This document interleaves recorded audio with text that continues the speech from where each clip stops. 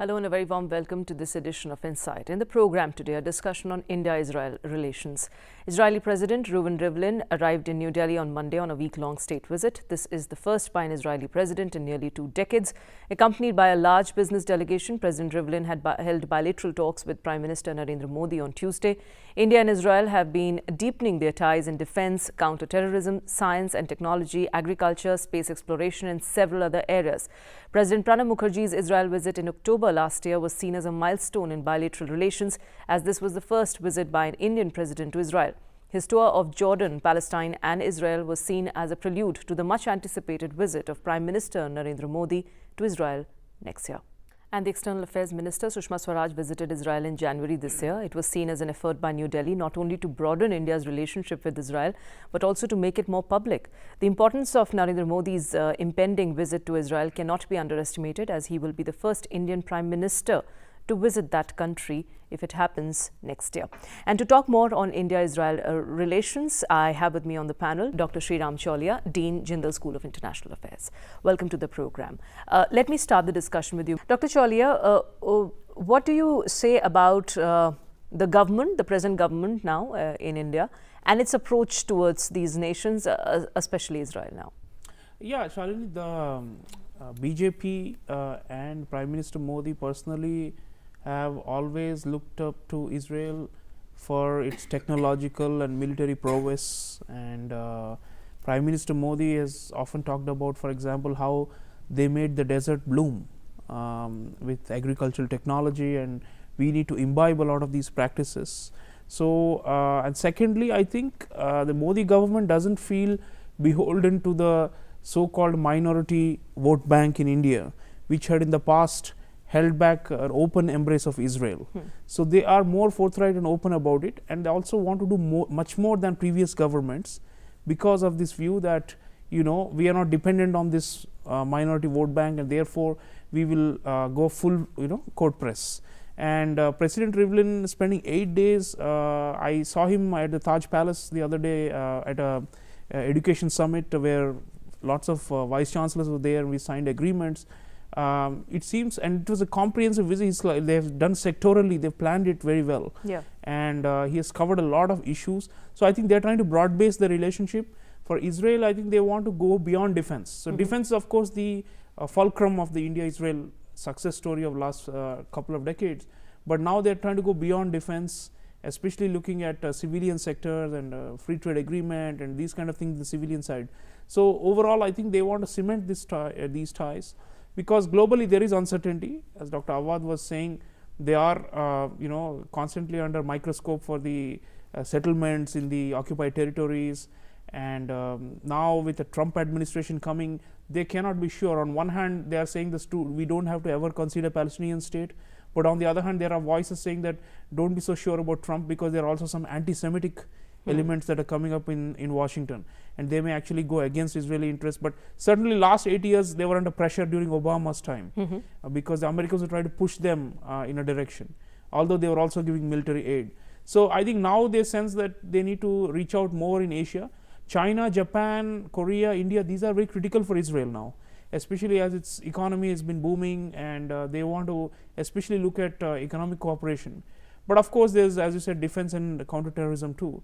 So overall, I would say, and a lot of people in the Modi administration actually have visited Israel many times. That's right. For example, Mr. Javadekar, who's our HRD minister, said he's been there 3 to 4 times. And he went to the funeral of Shimon Peres as the Modi administration's representative. So there are a lot of them coming from the cultural nationalist camp in India, feel some kind of affinity with Jewish constituency, and there is some kind of shared sense that we are all opposed to extremist, radical Islamist fundamentalism. Okay. So that view is there, and that is propelling this relationship. Okay. I'd like to ask you here, Dr. Chaulia, how have we expanded over the years in terms of our areas of cooperation between India and Israel? It was earlier limited to just security and defense sectors, but what about the others, like you yourself said, education, agriculture and the rest? Yeah, I think there is a worldwide movement for boycotting Israel because of its illegal occupation of the Palestinian territories. And so there have been attempts to bring that here, but largely the Indian institutions, be it commercial or agricultural or businesses, have not heeded that call, because they don't necessarily see it from that perspective. They are saying India first, and we get something out of this crucial relationship and we have benefits from it, so we will do it, while maintaining our principled stand on the issue of a two-state solution and all that. So the expansion has happened, even across India now. In many states there are thousands of Indian farmers who have been taken across for learning Israeli irrigation and high yield techniques and methods, and they have really actually quadrupled or quintupled yield as a result of learning from the Israeli farming methods. So that's been a big success story. The other is water management. That's another related area where they are offering a lot of technological assistance, and I think Prime Minister Modi believes that there's something we can benefit from them on that front as well. Educationally also, now President Rivlin was mentioning that 10% of all the foreign students and faculty in Israel are Indian. Indians, right. And you will be surprised if you go to Tel Aviv University or Hebrew University in Jerusalem or Bar Ilan University, there are people learning Tamil and Marathi and all kinds of regional Indian languages, not to mention the main, which is Hindi, in Israeli universities. So, and Israeli backpackers, tourists, for them, coming to India is like almost like a second home, they say. But the investments coming from Israel in the last 15 years have not been so encouraging, at least the FDIs for that matter. But now the President Rivlin says that Israel would like to be India's top trading partner too. So what are the areas that he's hinting at? After all, there had been mentions of programs like Make in India and the others. Yeah, he said we are here to make in India and make for India. And they have always dangled more than what the Americans or even the Russians can give us in some sensitive technologies. So for example, precision guided targeting mechanisms for our aircraft, or high tech these anti-tank missiles that we took, the Spike. It was considered superior by the Indian Army to the American Javelin model, and we went for the Israelis. So these kind of things they are happy to share with us, and they often want co-production, because that way they feel Israel is like an insurgent even in our defense market, because it was traditionally Russia and then the US, but now the Israelis feel like they can make a big inroads. So that's another area where they are pushing and offering more for Make in India. And I think the other thing they are talking about is also border management, fencing across the line of control, and those kind of things that we have benefited from Israeli technology in the past. Special forces, I mean, there's a talk about being able to operate joint units that can go against Islamist threats and so on. We'll have to see how far that goes. Right. But these are the areas where, I mean, Israel is a small country, and they are leveraging that. They keep saying, don't worry, free trade agreement, don't worry, we are not USA or European Union, don't have such high protectionist fears. Even our so-called big industries are going to be medium and small in India. So don't worry, I mean, because there are some objections from the Indian side to open up certain sectors for the free trade agreement. Similarly, with defense, they are saying, we are not going to impose the kind of conditions that the Americans do, and we'll give you on better terms. Because, you see, at the end of the day, there is no big clash of interest in terms of spheres of influence. Because Israel is, at the end of the day, a medium power, a regional power. It can never be a global power like USA or even like Russia or China. So they are asking us to be more comfortable and more open. I think Modi government is open to it. Okay. Considering the changing world economic order, what significance does these ties really have, particularly for India? That is, how important is Israel from the present perspective, keeping in mind the needs that we have beyond security and defense? How important is Israel as a partner for India? As far as this government goes, Prime Minister Modi was supposed to make history and be the first ever to visit Israel this year, but it's not happened.